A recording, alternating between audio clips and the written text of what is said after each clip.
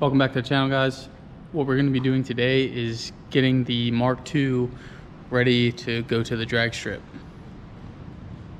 Pretty big list of things to do. First is kind of like maintenance stuff, so we got to do the oil change. We're going to be putting 1060 in it, and we're also going to be adding ZDP. Since it gets really cold here in Maryland, I always have to put coolant in it when it's wintertime. It's warming up now and we're past the cold, so I will be draining everything out and putting distilled water in with water wetter. That way none of this is glycol based, which means if you blow up on the track, it's a lot easier for them to clean up. It's just be a little more mindful, you know. The other thing to do is to put the headlight intake back in.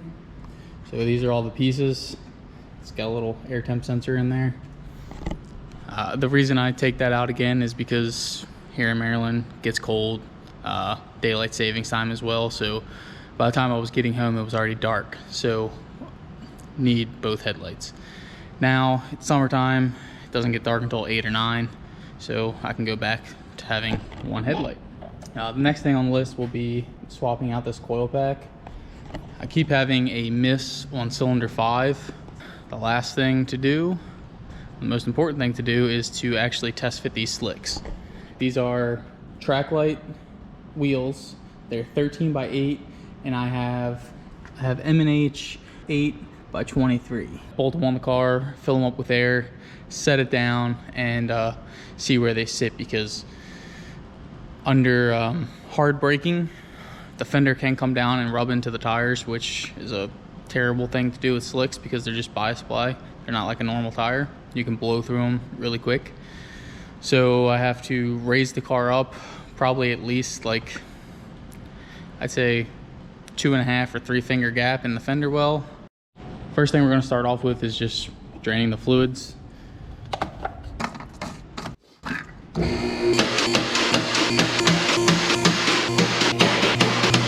Before draining, I'll show you guys a little bit of my setup. Power steering, 100% keep it.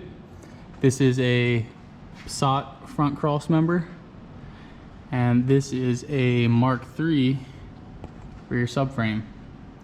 And then you can also see I have Mark III 2-liter control arms. I have a VR6 sway bar that I've adapted to use the 2-liter sway bar links. And then I still have the 2-liter knuckles. You cannot use 2-liter knuckles on a VR control arm and vice versa. So the reason I use the 2-liter brakes is because they allow you to put a 13-inch wheel on. And then you can see my 3-inch exhaust that I made.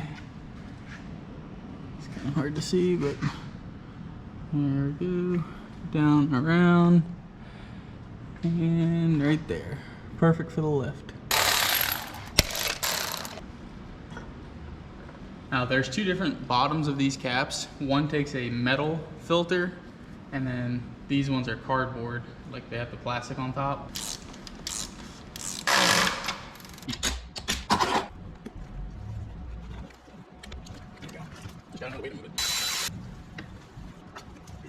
getting pretty close to being straight water. You're not gonna get it all out, but try your best, because it's not good when they have to take an hour to clean the track. Before I put everything back in, one thing that has been an issue has been the pedal feel on the clutch. So I'm going to use the pressure bleeder and bleed the slave. Hopefully it gets better. So I have 10 pounds of pressure in the pressure bleeder, and I have the Gatorade bottle hooked up. Just crack it. Doesn't look very good, so.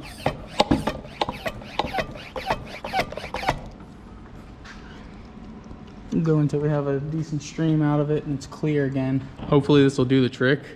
I mean, look at that. Fluid's pretty torched. When I did this swap, I bought a brand new master because it's actually a Corrado pedal, so it's different from the Mark III, and I also bought a brand new slave. Bleed your clutch fluid, especially if you have a race car. With this water wetter, I usually put the whole bottle in.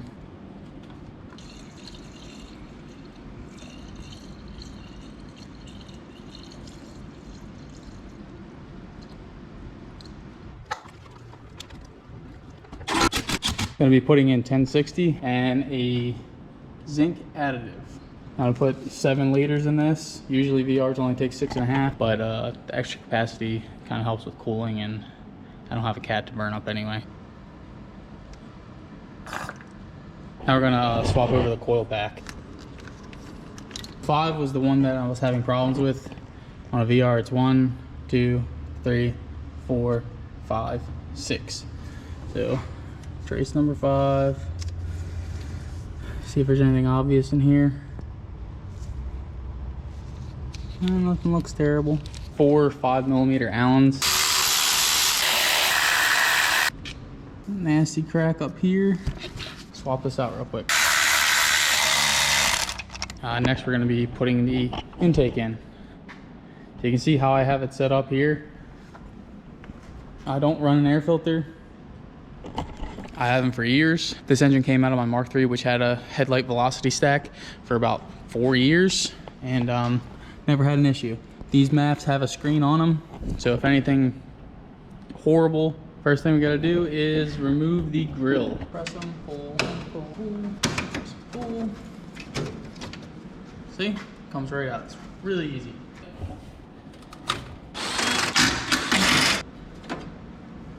Here you see I have my headlight just hole sawed through it with a special bit, and then I have kind of like rubber hose behind it holding these in, hold the headlight in there. It doesn't need to be adjusted obviously because there's no headlight. And then you'll also see at the very bottom in there, you should see a hole.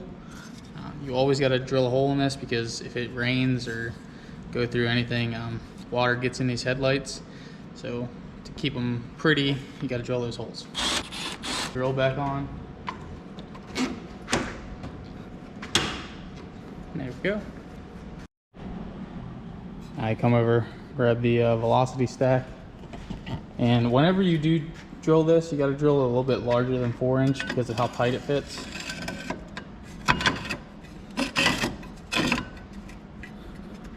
There it is. The goal is to have it as flush as possible.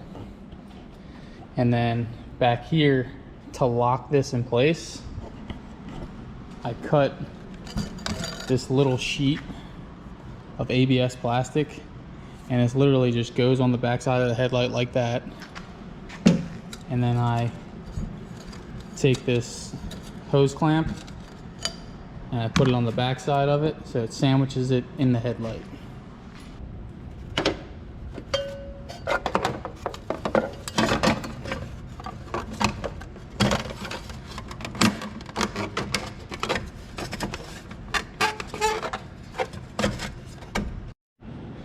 Now you can see this piece of plastic is sandwiching it between the headlight housing. So then you just take this hose clamp, put it back in here, tighten her up. Now it's stuck in there and coming out. The last part is this section, which I just have it kind of funneled into there. I don't have an actual clamp or anything on it, but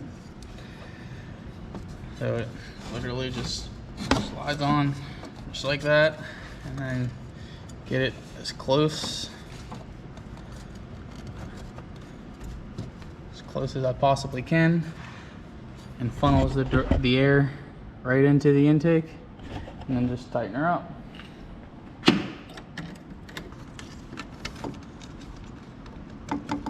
And the last thing I usually do is I just take electrical tape and tape up the headlight connector. That way stuff doesn't get in and corrode it. So there's the functional cold air. I think it looks great. Like I said, I've done this on many cars. You know, the air funnels directly in. It'd be nice to have a silicone coupler on there, but just this works. It'll be fine. So the final thing to prep on this is getting the slicks installed. I actually mounted these slicks on my own at home. You guys can too if you want. Check out the video. Should be a link right there. It's definitely doable at home. You do need 2 people, but let's get them on the car, adjust the ride height. So I have converted this to studs. You can see I drilled the holes so the studs will kind of sit in, keep it as OEM as possible. The only thing I don't like about the stud conversion is it turns everything to 19s. So what you'll see is these are actually conical lugs, and this is good for all track wheels and whatnot, most aftermarket wheels. But I have stock cabriolet steelies. These are 14-inch steelies. These are actually ball seat. So I have these little washers underneath that converts ball seat, and then the inside is conical. So whenever I use my stock wheels, I need these little washers. That's a good thing if you guys are looking into doing a stud conversion.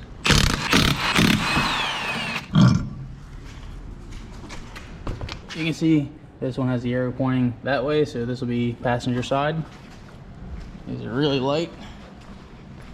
And then always have your hub ring. Snack it in and throw it on. See if I can do it one hand. It's a little tough. There I am. So they slide right on. Now what I'm going to do is check for clearance. I have a decent amount of room. I don't think I need any type of spacer. I got about a 2-finger gap back there behind the coilover, so let's bolt these on.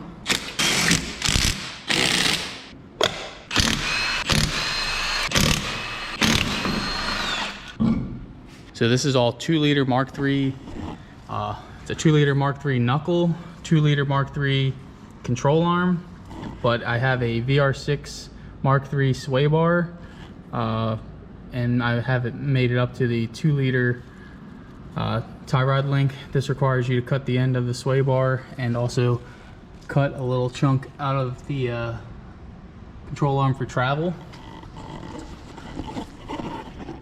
But the whole reason to do this is to keep the small brakes and the small caliper.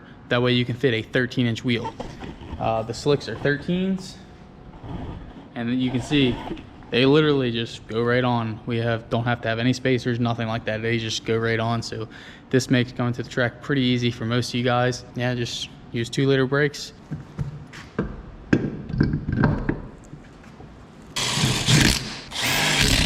I gotta fill the slicks up. Probably gonna put 12 PSI in them.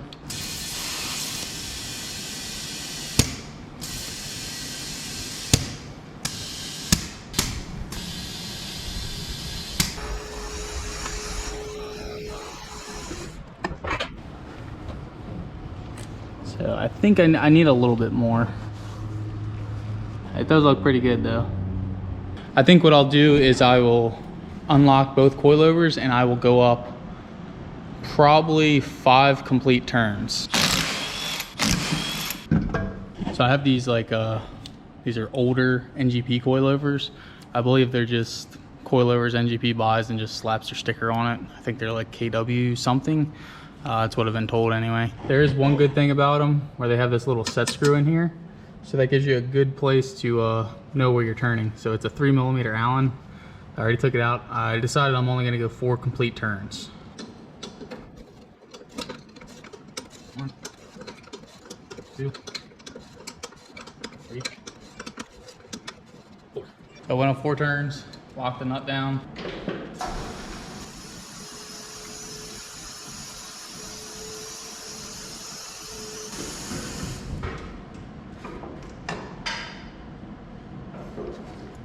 There's how it sits.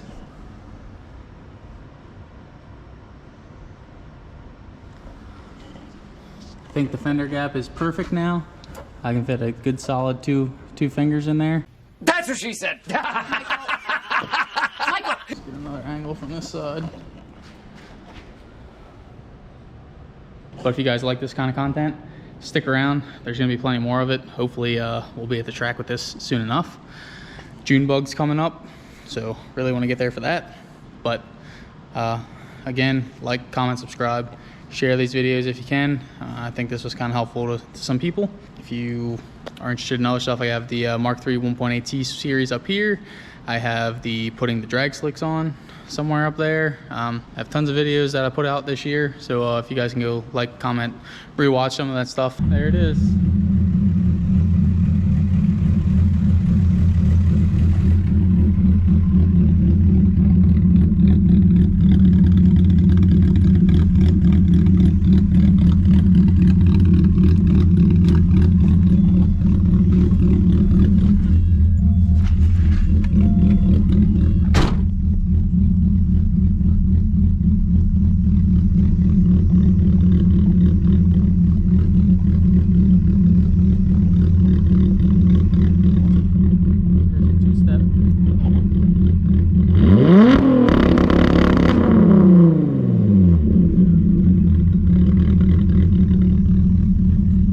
Two-step button.